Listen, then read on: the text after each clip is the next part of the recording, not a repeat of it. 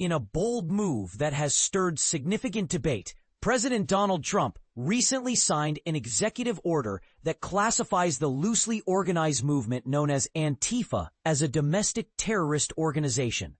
However, the legality of this designation remains uncertain, raising questions about the implications of such a label. Trump has consistently attributed political violence to Antifa, describing it as a sick, dangerous, radical left disaster, and indicating his intention to recommend investigations into its financial backers. This announcement came shortly before he traveled to New York for the annual United Nations General Assembly meeting. To better understand the situation, let's break down some key points regarding Trump's actions and the Antifa movement. What exactly is Antifa? Antifa, short for anti-fascists, is not a singular organization, but rather a collective term that encompasses various far-left militant groups. These groups are known for their confrontational tactics against neo-Nazis and white supremacists during protests and demonstrations. Can Trump legally label Antifa as a domestic terrorist organization? Antifa operates within the United States, which means it cannot be included on the State Department's list of foreign terrorist organizations. This list currently features numerous extremist groups, such as the Islamic State and Al-Qaeda. And being on it allows the Justice Department to prosecute individuals who provide material support to these organizations, even if that support does not lead to violence. However, there is no equivalent domestic list due to the broad protections granted by the First Amendment to organizations in the U.S. Despite ongoing discussions about the need for a domestic terrorism law, especially following mass shootings linked to white supremacists, no comprehensive statute currently exists. Notably, Trump's executive order did not clarify the process he would use to officially designate Antifa as a domestic terrorist group. What actions does Antifa engage in?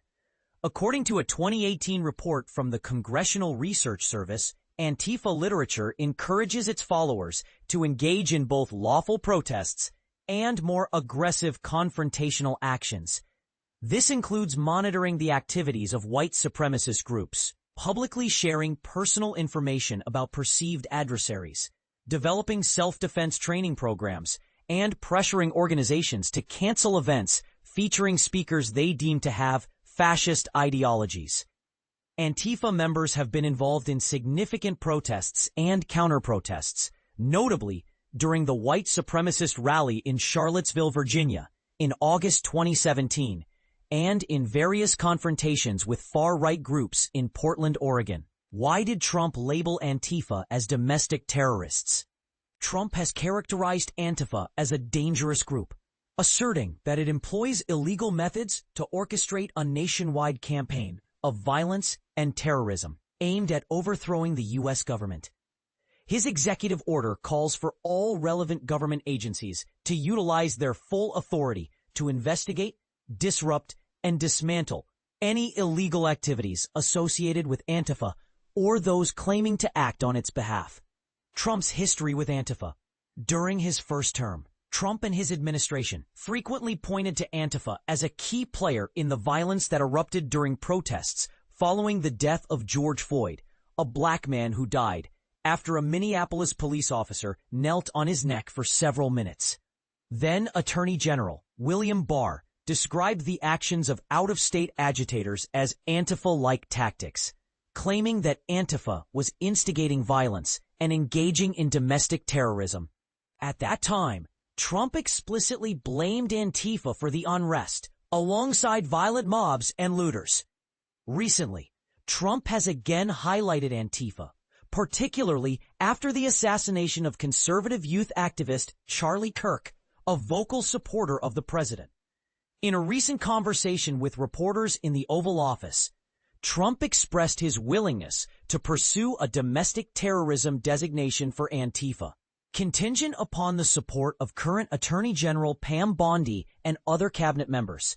"It's something I would do, yeah," he stated. "I would do that 100%. Antifa is terrible." This is not the first time he has called for Antifa to be labeled as a terrorist organization. He previously made similar statements following violent incidents in Portland during his first term. As this situation continues to unfold, it raises important questions about the balance between national security and civil liberties. What do you think about Trump's designation of Antifa as a domestic terrorist organization? Do you believe this move is justified, or does it infringe on the rights of individuals? Share your thoughts in the comments.